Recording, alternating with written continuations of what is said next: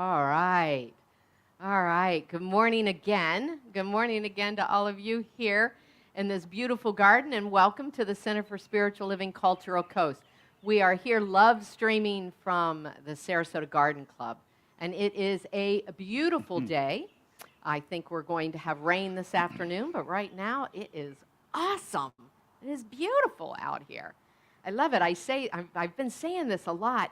I feel so energized out in this garden, so grounded, so present, so alive. It's just fabulous. I'm Theresa Feberts. Did I say that part? I'm Theresa Feberts, and you are. I look around this room. You're a bright light. You're a bright light. I love seeing each and every one of you here. The unique divine incarnation right here in front of me, right before my very eyes. Look at this, a one of a kind. There you are. So fabulous. And you at home, same thing. Precious, divine incarnation. And together, we're creating a world that works for everyone. Together, we're waking up to our own spiritual magnificence. So together, we are a dynamic presence in the world. Yeah.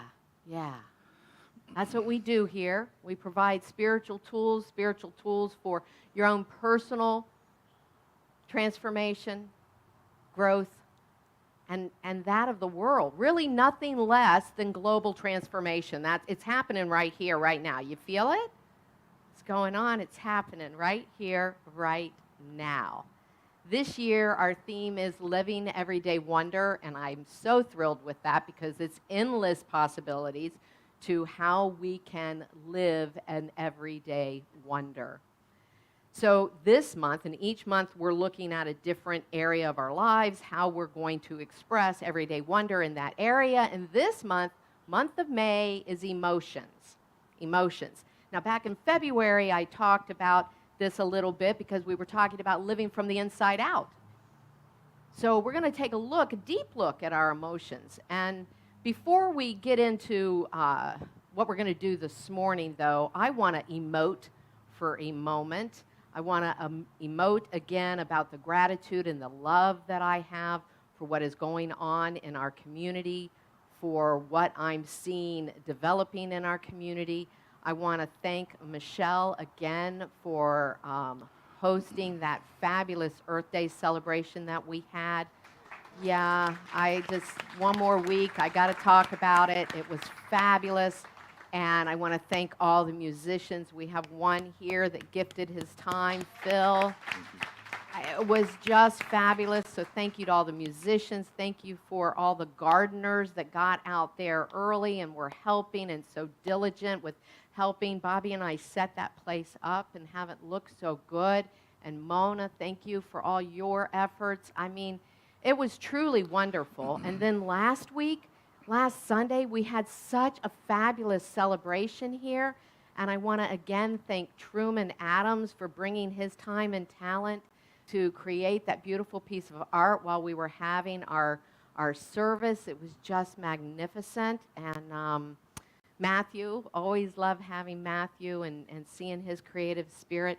And then Wednesday night, Annie Cedarberg hosted a really beautiful event back at the garden. And it was so heartfelt. It was so, oh my gosh, so warm and inviting and intuitively led. It was just brilliant and beautiful. And so I'm just happy. I just want to emote on that for a moment. I just want to talk about how thrilled I am with what I see going on. So today is the first Sunday of the month, and always in the first Sunday of the month, I slow things down. You could tell by that opening song. Those of you that weren't here missed out. But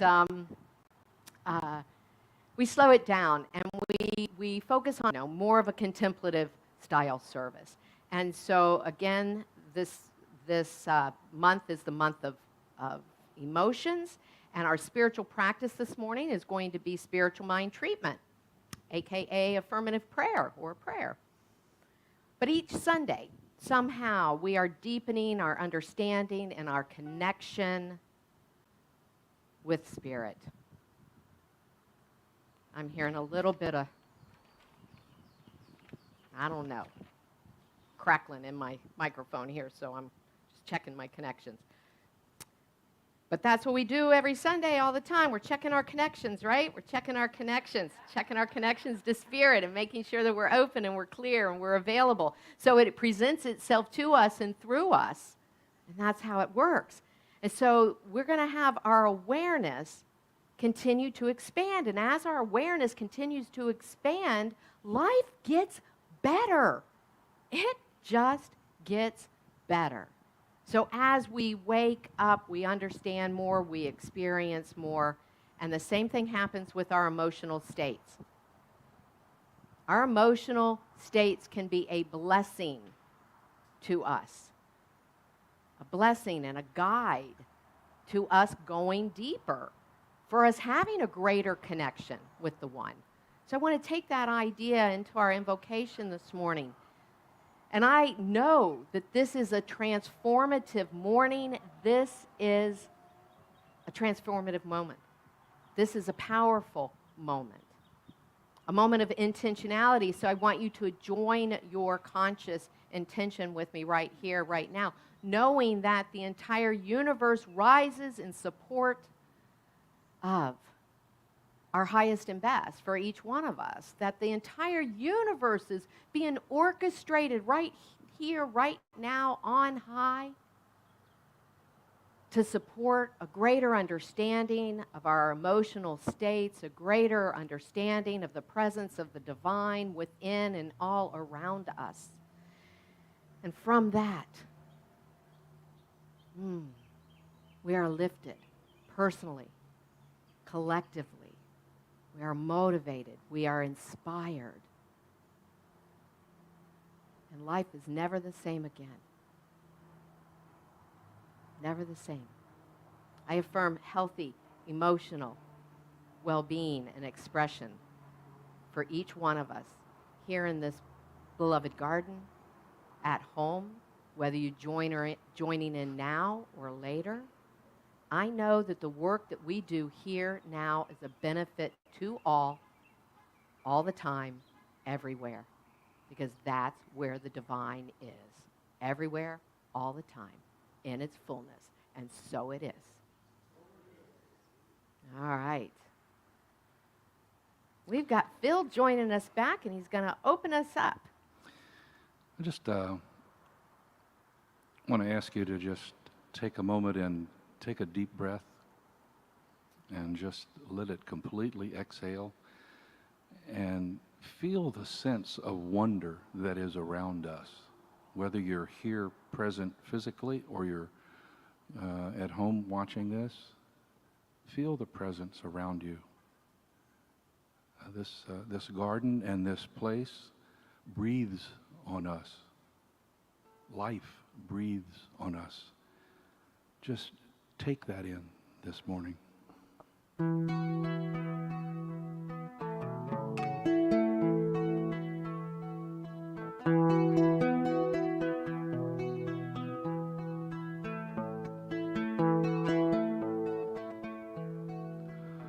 Breathe on me, breath of life.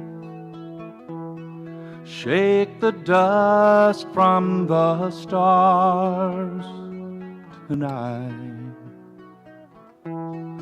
Light a candle in my name. Together maybe we can learn to change.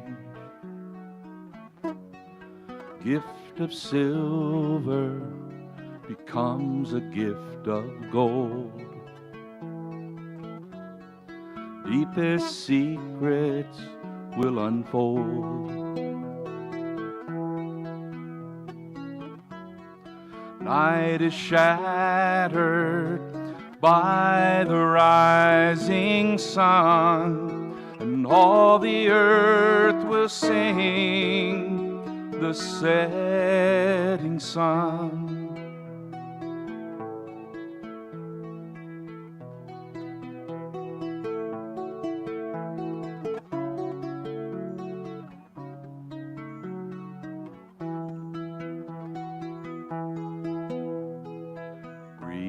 on me, breath of life.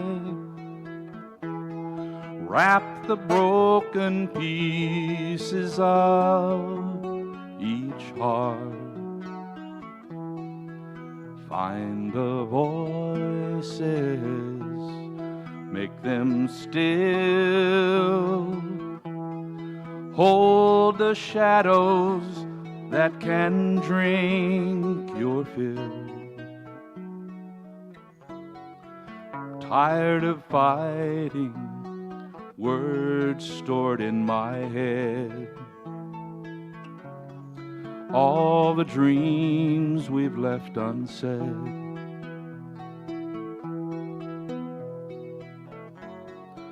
Sun is rising, now it won't be long till all the earth will sing this sacred song.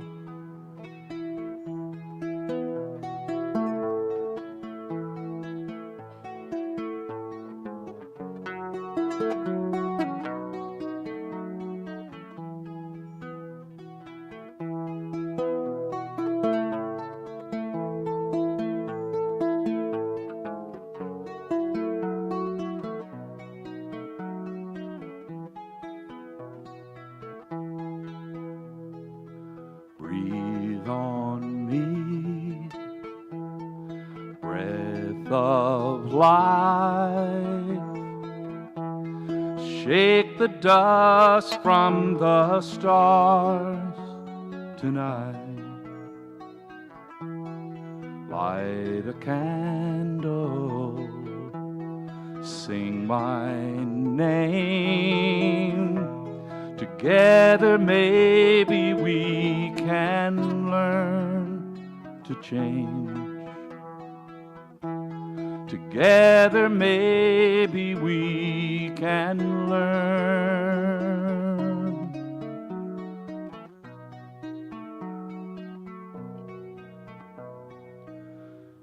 to change.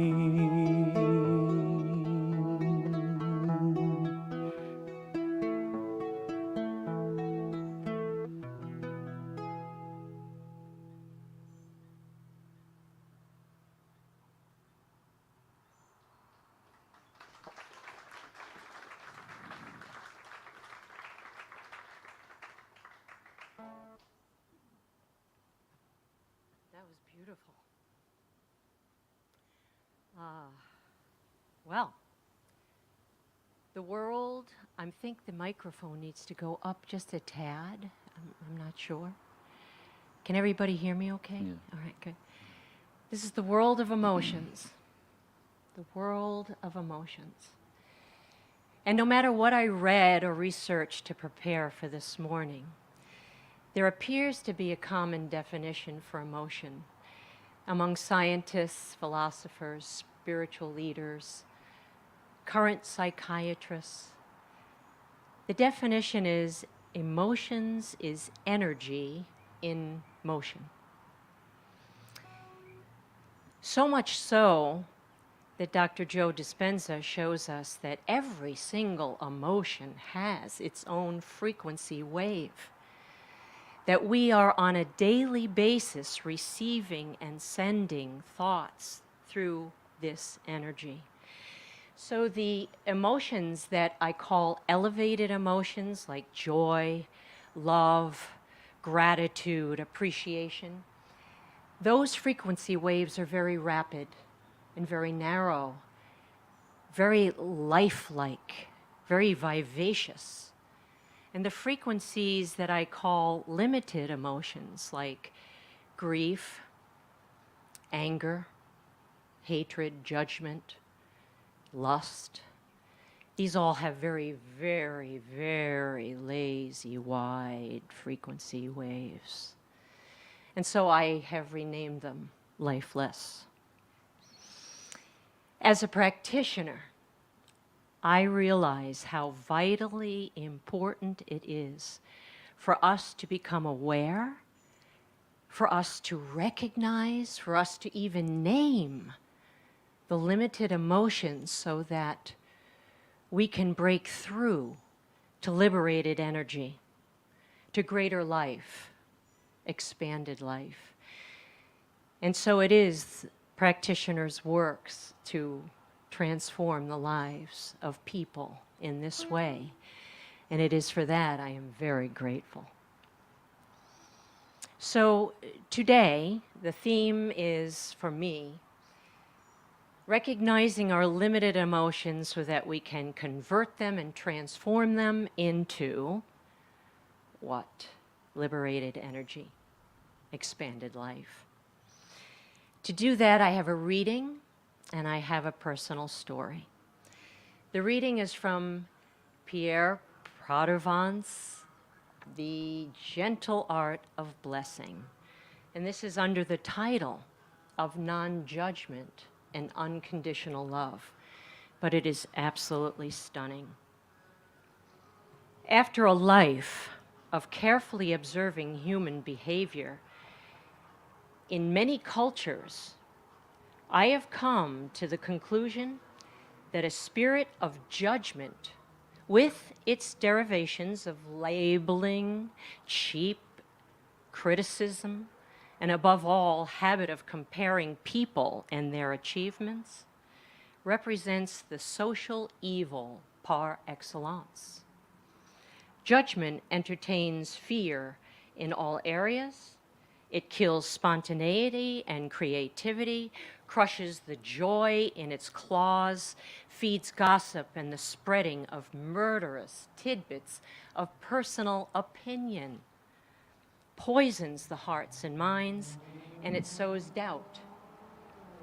If you ever, even for a few days, had the opportunity to live with others in an atmosphere devoid of all criticism and judgment, where you were accepted unconditionally just as you are, with your strengths and weaknesses, you are aware of what an extraordinary experience this is.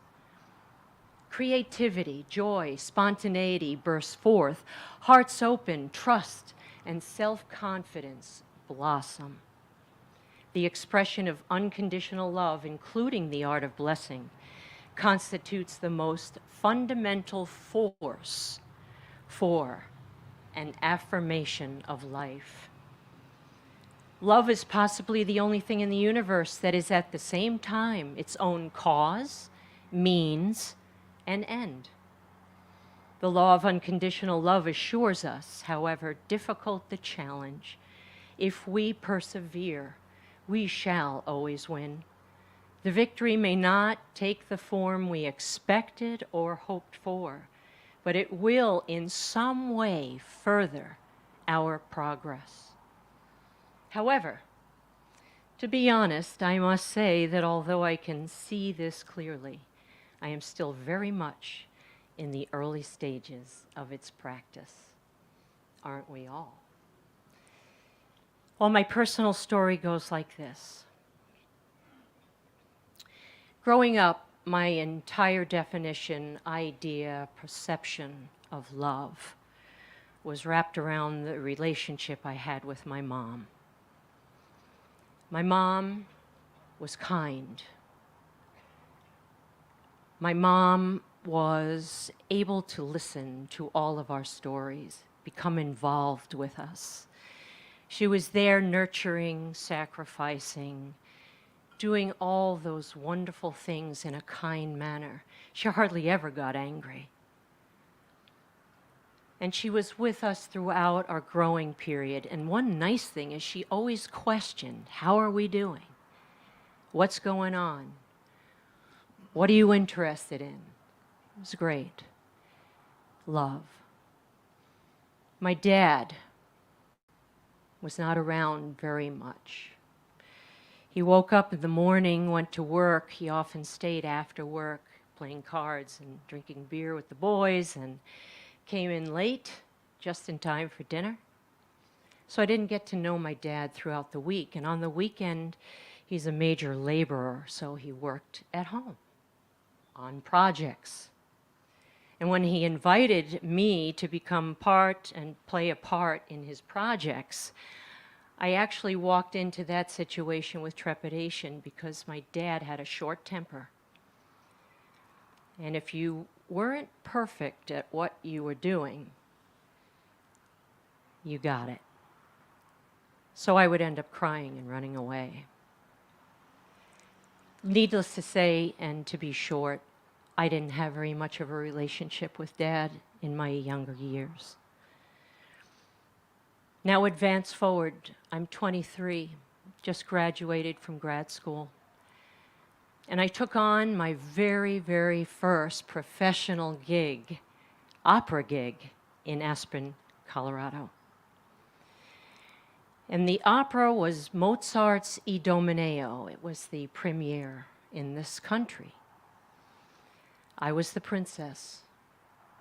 And the prince was a woman. Because in those days, the early days of music, we had either castratis or we had women that played pants roles, because the timbre and the intonation and the range was just perfect for a mezzo-soprano. So indeed, this was the prince. And as the story goes, I, as the princess, fell in love with the prince in the opera as well as in real life. It was my first love. It was the first major relationship I ever had.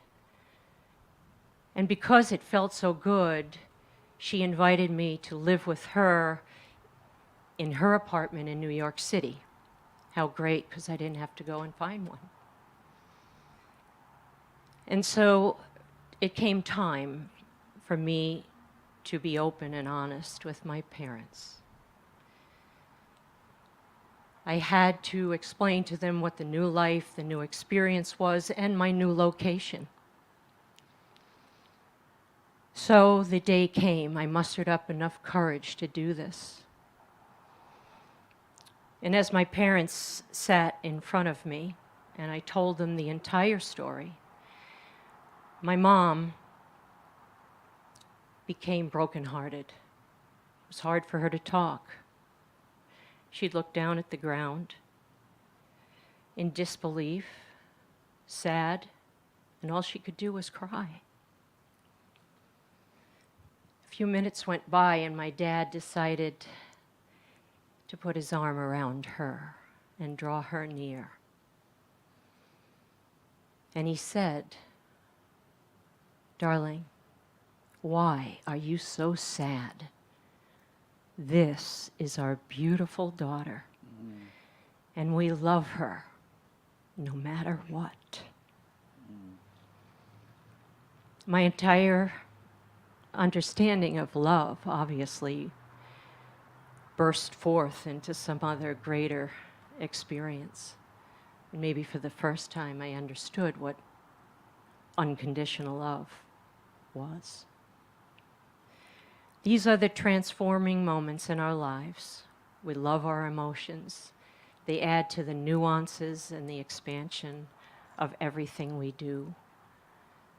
And so I offer to you this story and these readings and hope that you feel and know that transformation is always available to you. Thank you.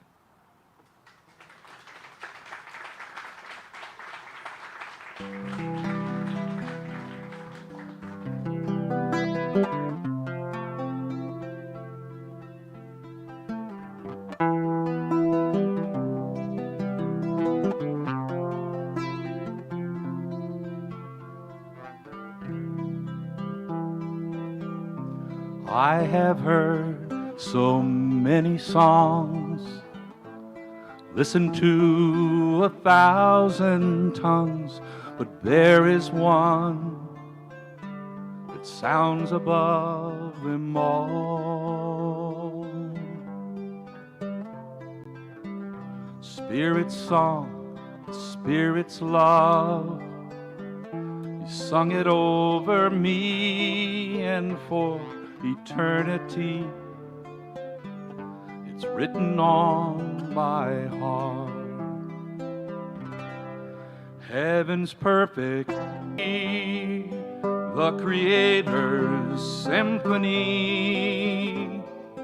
You are singing over me, the Spirit's song.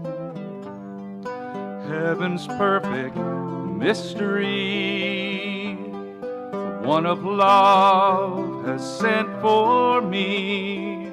Now you're singing over me, the Spirit's song.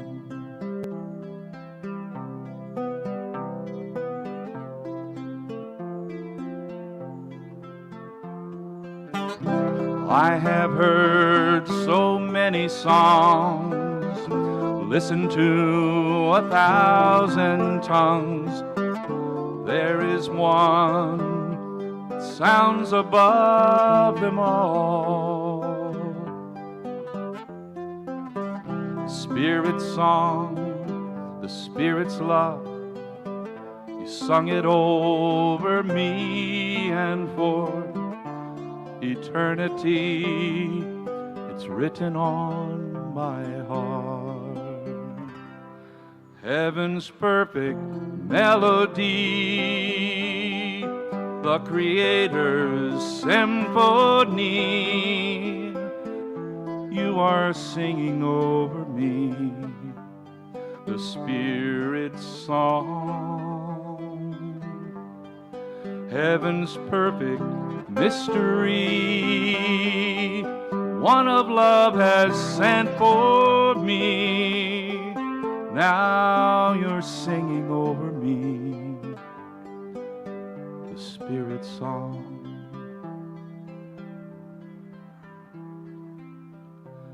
Spirit's song, Spirit's love, you sung it over me, and for eternity, it's written on my heart.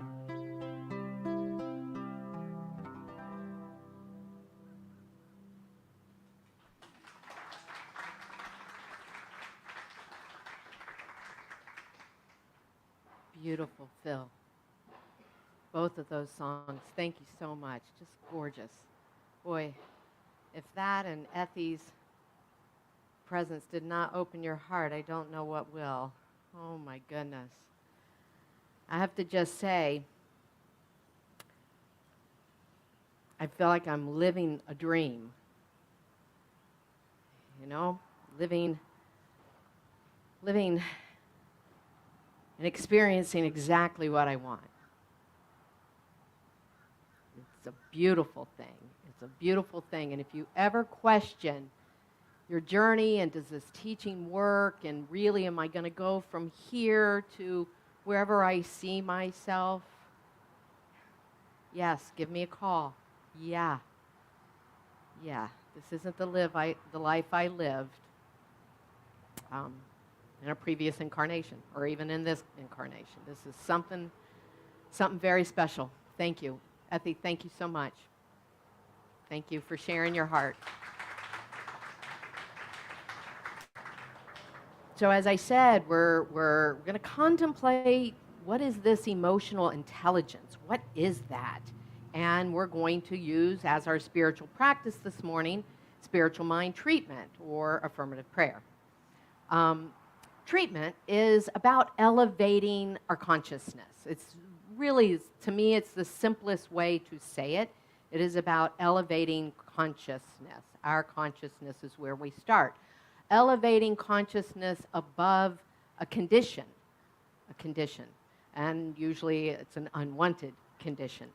And so we all have the ability to do this. Every one of us has the ability to do this. And to then feel into the glory of what you're doing too. At the same time. You know, we are sentient beings, right? Sentient beings. And so the definition of that is really the capacity, the ability to feel, capable of experiencing those wanted emotions of love, those wanted emotions, joy, peace, belonging. We're capable of doing that. but also the unwanted emotions too. We're capable of doing that, of feeling sadness and separation, suffering of some sort. And in the science of mind, we teach that everything is a divine incarnation, right? That there's only one thing happening. The divine comes into form, comes into experience. Thus, there's a creator, there's a creative process, there's creation, seamless. The all has within it the one. The one. In his book, Natural Meditation, Dean Schleider says, to be conscious is a miracle. To have human consciousness is a stunning, staggering miracle. To have human consciousness is a stunning, staggering miracle. You know, we heard, it's been attributed to Einstein, that idea that either everything's a miracle or nothing's a miracle. I mean, pick which one, the way you want to see the world, right? Buddha said we could just as easily have been born dirt. That was just as possible, right? Kurt Vonnegut said it this way in Cat's Cradle: God made mud. God got lonesome. So God said to the mud, to some of the mud, sit up and see all that I have made. The hills, the sea, the sky, the stars. See it all. And I was some of that mud that got to sit up and look around. Lucky me. Lucky mud. You're the luckiest of the mud. You're the luckiest of the mud. We should have tears of joy and wonder streaming down our faces right now, down our cheeks. It's a magnificent thing, our human consciousness. So I don't know how many people are familiar with emotional intelligence. Probably most of you. In 1990, psychologists coined the term. And you've also heard EQ, emotional quotient. You know, and it's not opposed to IQ. Let's not think of it as opposites or one being better than the other, but there's a wholeness here, right? A wholeness, a harmony that we work within, that we move within the rational mind and the heart. In 1995, Daniel Goleman wrote his book, Emotional Intelligence. I just looked this up. He has 11 books. And 2 of them were with the Dalai Lama. So I did not know that, and I loved his work, so I have to read those books. But here's what he talks about, the 5 competencies of emotional intelligence. The first one is emotional self-awareness. And I talked about this a couple months ago with Brene Brown's work, that it's important that we be able to sense into what we're feeling at the time we're feeling it. What is this emotion? What am I feeling right now? And then we can do a little investigating. Where did it come from? I'm sure, Effie, with your story, you've done that. What am I feeling? Where did this come from? So that's the first one, emotional self-awareness. Self-regulation, being able to control or regulate those emotions, like before we fly off the handle, right? Before we say something we will regret. To be able to take a moment. And what I'd like us to do, since we're contemplating these things this morning, is to feel into that sense of self-awareness of our emotions. What does that feel like to you? Sense into that right now. What does it feel like to be self-aware? Self-aware with your feelings. What does it look like to be able to control those? To be able to manage them in a way that is successful. Imagine what that feels like. What we're doing is we're building a mental equivalent. And keep in mind that to the degree that we can expand our ideas is to the degree that we can experience them in form. So number 3 is motivation. How can I use my emotions to achieve my goals? How can I use my emotions to enjoy learning something new? How can I use my emotions to persevere through difficult times? What might that feel like? Is there a strength or a confidence that rises up in you when you think about that? Oh, yeah. Feel into that. And then the 4th is empathy. The 4th competency is empathy. Having the ability to sense, to recognize what someone else might be feeling. And to be gentle with that, to be sensitive to that, to be aware of it, and then respond in a helpful, kind, present manner. So often we're unable to be with difficult emotions. Imagine being able to sit with someone that you love, someone you care about, stand next to someone in the grocery store that's having a meltdown, and be present, to be the presence of love, to be the picture of kindness. What is that for you? Create that mental equivalent. And then finally, social skills. Taking that, managing our relationships, all our relationships. And I'm going to suggest that that ripples out into the world in such magnificent ways that when we are competent with our emotions and our relations and how we carry ourselves day to day, there is absolutely infinite possibilities available to the difference that we make in the world, not just in our own world. Ernest Holmes said in the Science of Mind textbook, in the well-balanced person, emotion is controlled by the intellect of the heart, too. But in many people, there is conflict between the emotion and the intellect. Emotion uncontrolled produces chaos.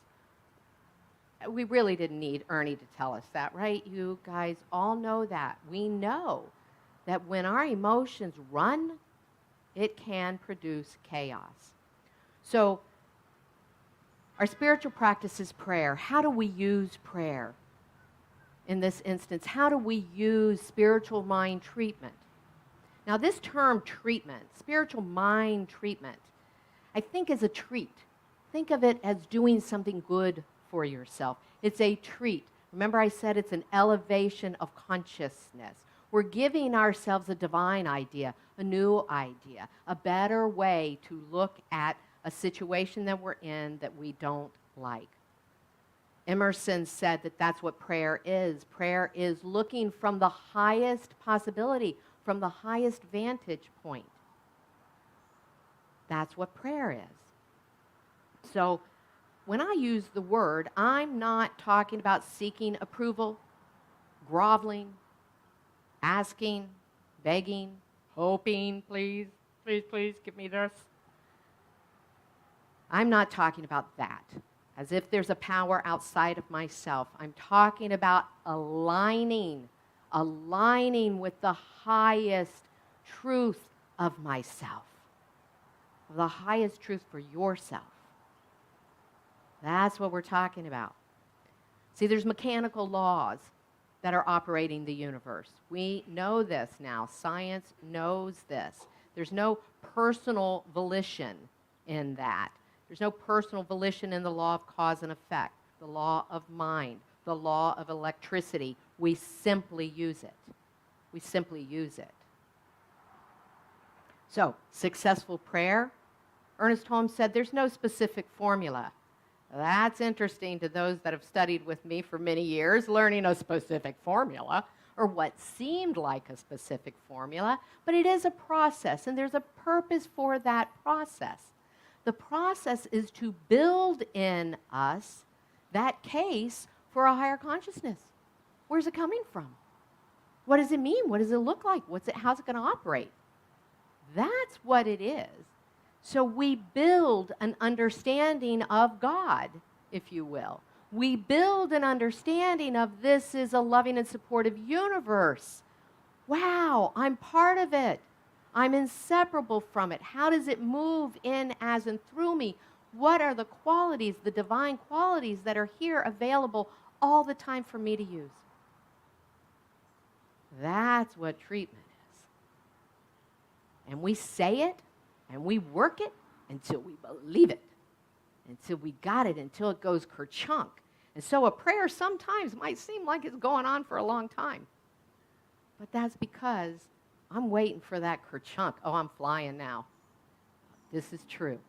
This is truth. It's my truth. It's truth for the person that I'm treating with.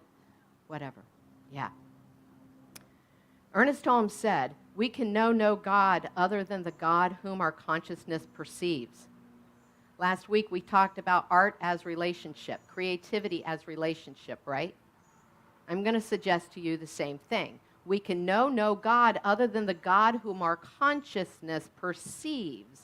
It is about your relationship with the divine, with the living spirit, with this thing called life, with the universe, whatever you want to call it, with creative energy, with source, with substance, with power. Whatever you want to call it, it's fine with me. We can know things outside of ourselves. You know, I know Mona. I've been to her house.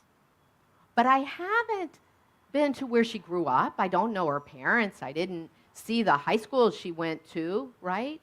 But that doesn't mean that she didn't have that experience, right? And it doesn't mean that I couldn't learn about that experience, but I just don't know it. All right. Think about God or whatever name you want to use it. We can only know it through our own perception. That's why we practice. That's why we do spiritual practice. Because we are only going to know it through our attempt to know it, to use it, to have it be present in our lives. What we seek in our practice is direct communication between the conscious mind and the divine mind. Humanity is an ascending principle. Know that. Ernest Holmes said, we can look forward to the future with confident expectancy, with gratitude and certainty. As we gain greater understanding, we shall receive greater illumination. That's how it works.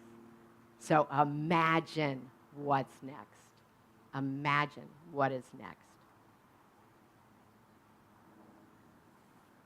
And that's exactly what I want you to do.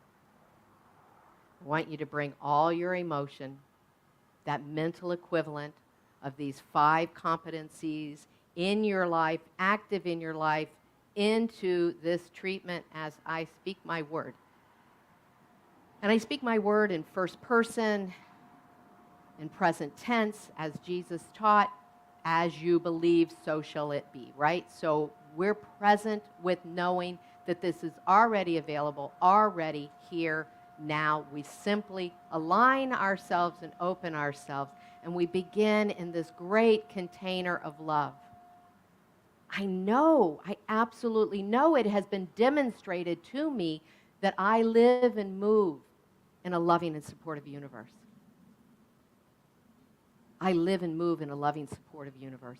I breathe love in now. I exhale love. I am made of love. Before I was even born, there was life coming into form of love from that infinite, invisible, infinite realm of possibility into form. I know this is how life operates. All life comes from the infinite, invisible into form by means of love, by means of a law. And so I trust that. I lean into that. I fall now into the abyss of that love. I feel its support. I feel its strength, its sturdiness. All life, all expression comes from this place, from this one. This is the same power that rises the sun and the moon. It is a harmony and order from on high. It is an orchestration from on high that maintains incredible balance in the universe. And it is that same presence, it is that same movement, it is that same life, that same energy that moves in, as, and through me. It is that same energy and life and movement in, as, and through each person here, every person at home, everybody that is open to this awareness now is moved by this knowing.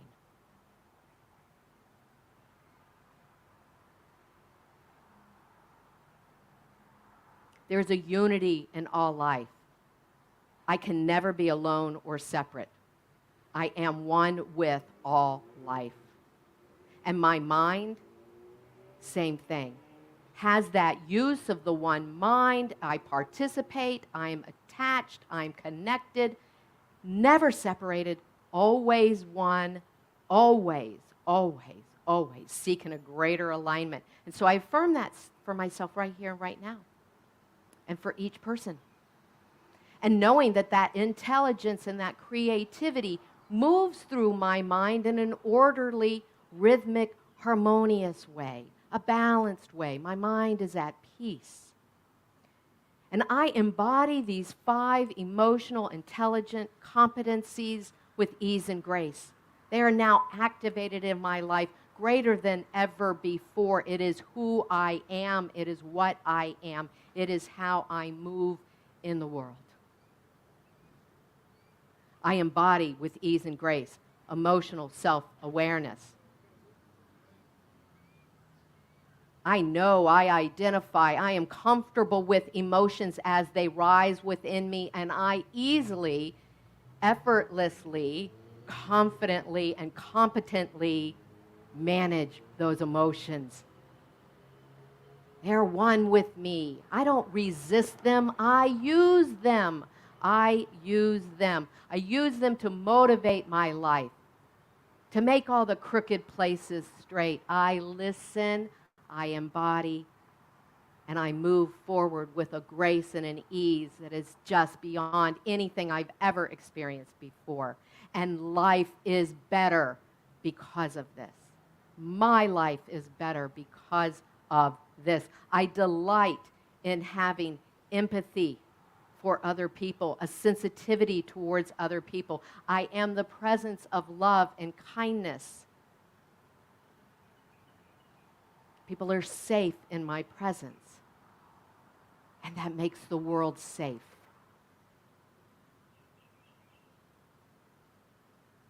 With great clarity and confidence, I fully embody emotional intelligence, and I move out into the world with great confidence.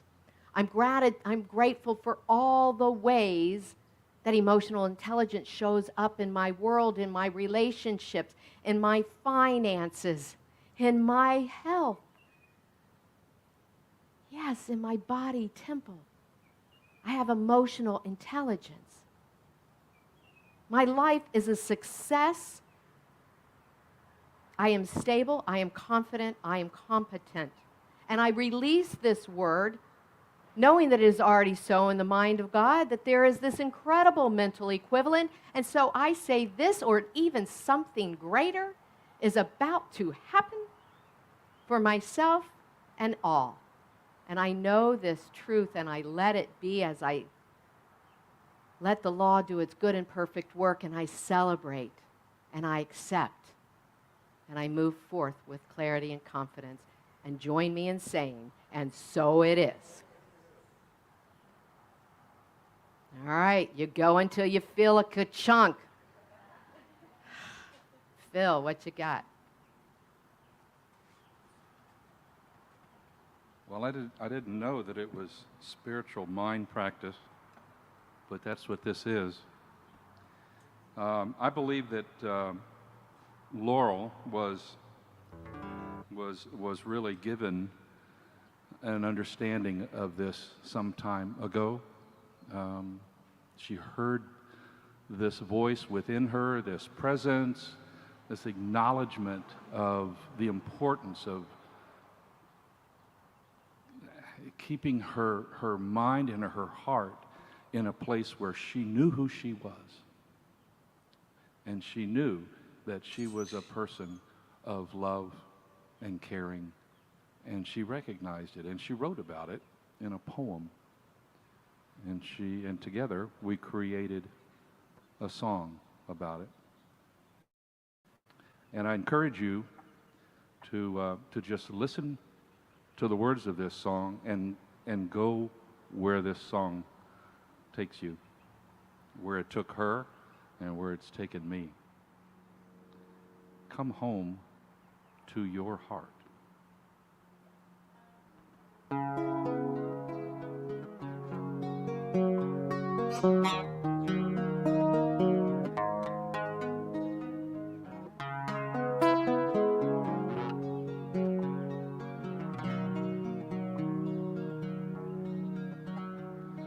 Come home,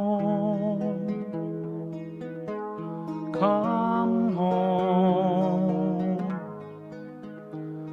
you're welcome in your heart. Come home,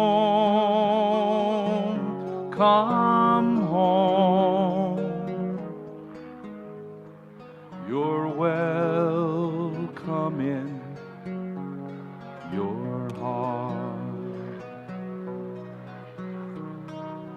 I listen to the voice within saying, open the doors of your heart. I closed my eyes and journeyed in. The stars all lit the way. Saw crimson, red, and radiant glow. My senses were alive. A sparkling door swung open wide. I could hear these words. Come home, come home, you're welcome in your heart.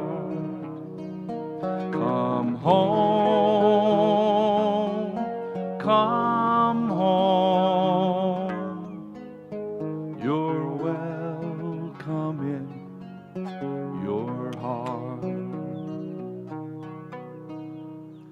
Wondrous sounds and sights to see, chanted by this place, surrounded by the sunlit clouds, above a bright blue sky.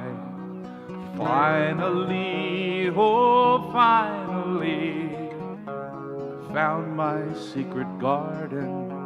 In this sacred place I heard my heart tenderly whisper to me, come home, come home, you're welcome in your heart. Come home, come home, you're welcome in your heart. So if you hear a still small voice calling you, come to your heart. Go there, open its doors, and find all that's within. You will know when you have found that glorious place of joy, with treasures and angels all around, and you will hear them say, you can even sing this with me if you want. Come home, come home. You're welcome in your heart. Come home, come home. You're welcome in your heart. Come home, come home.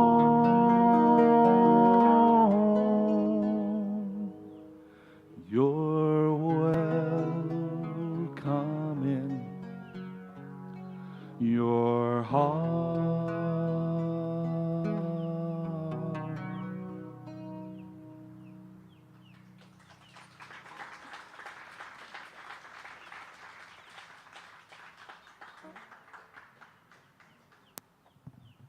Thank you, Phil. That was beautiful. And coming home to who we are and whose we are.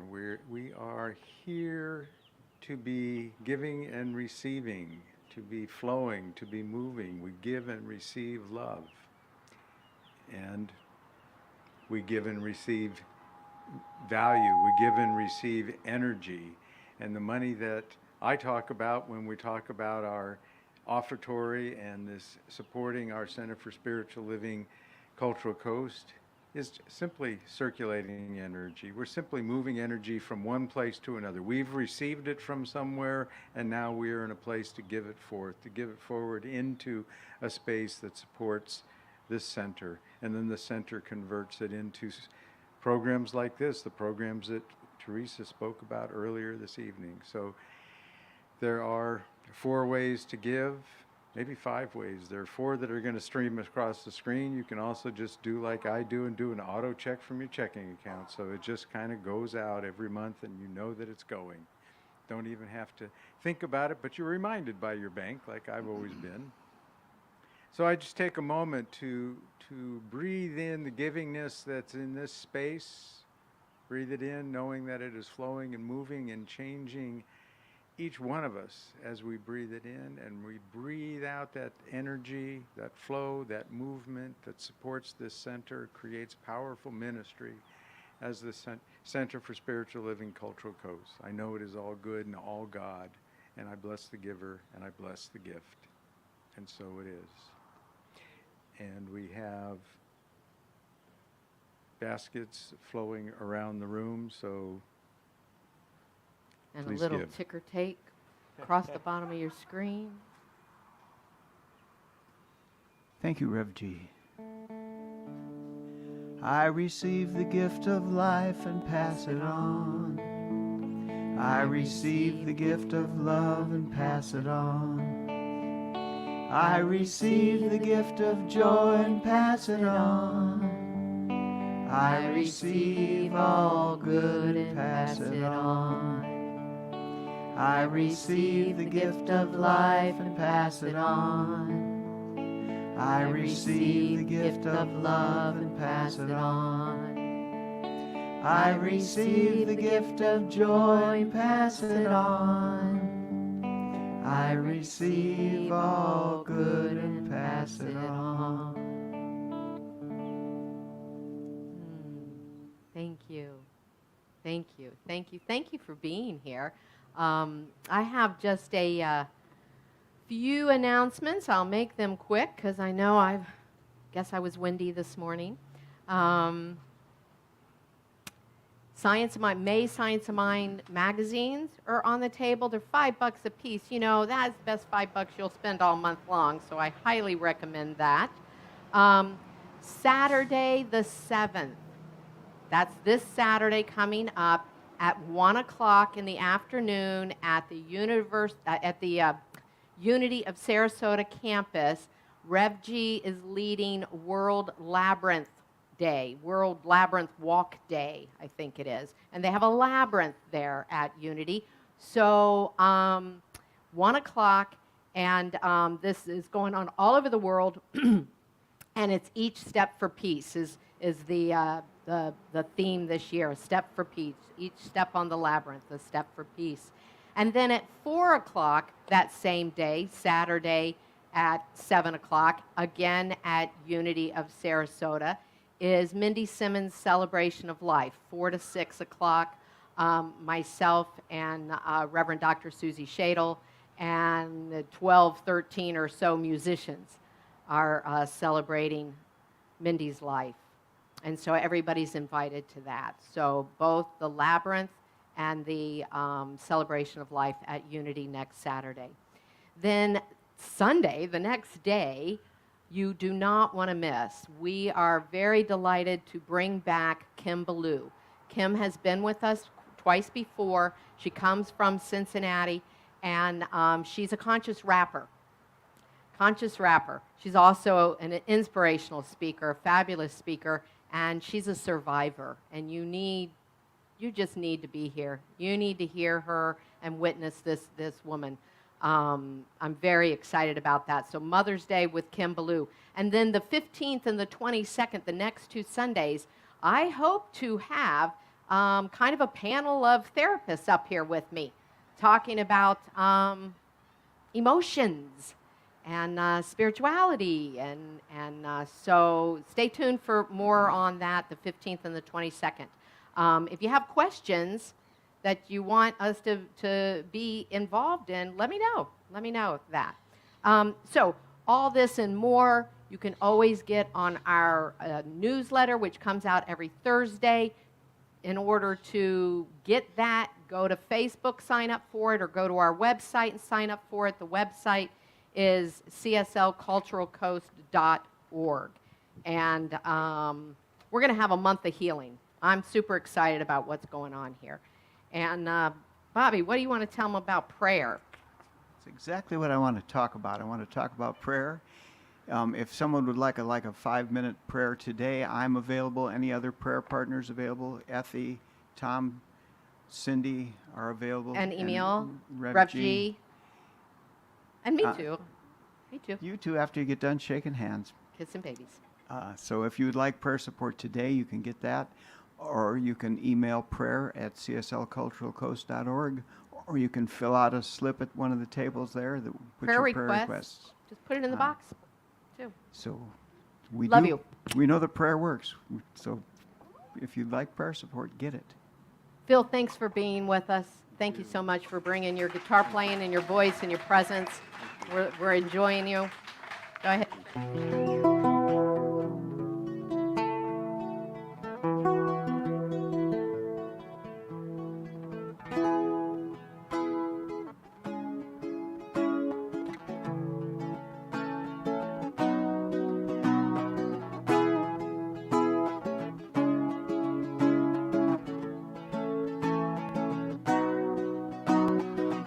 Would I do if I knew I could not fail? If I believed that the wind would always fill up my sail?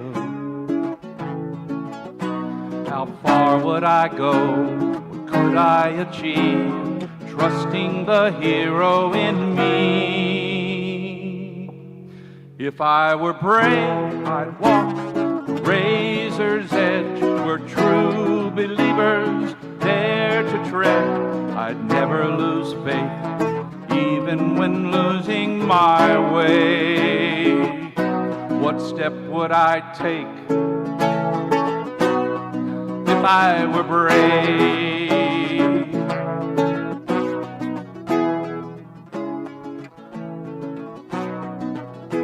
What would I do today if I were brave? What would I do today if I were brave? What would I do today if I were brave?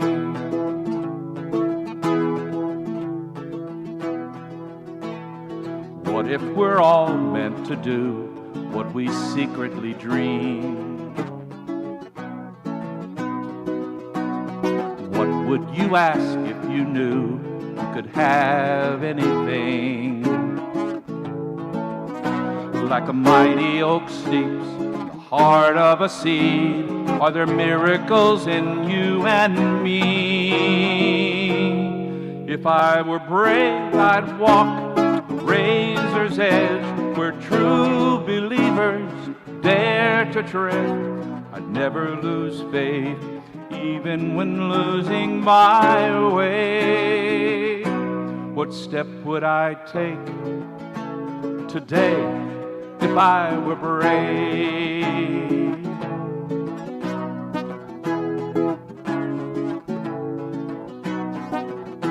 What would I do today if I were brave? What would I do today if I were brave? What would I do today if I were brave? If I refused to listen to the voice of fear, would the voice of courage whisper in my ear? If I were brave, I'd walk the razor's edge where true believers dare to tread. I'd never lose faith, even when losing my way. What step would I take today if I were brave?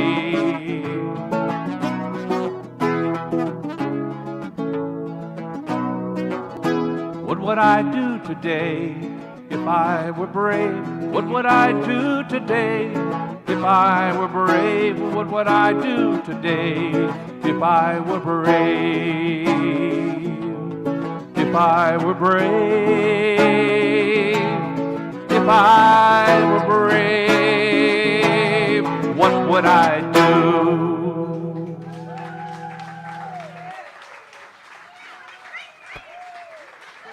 Namaste.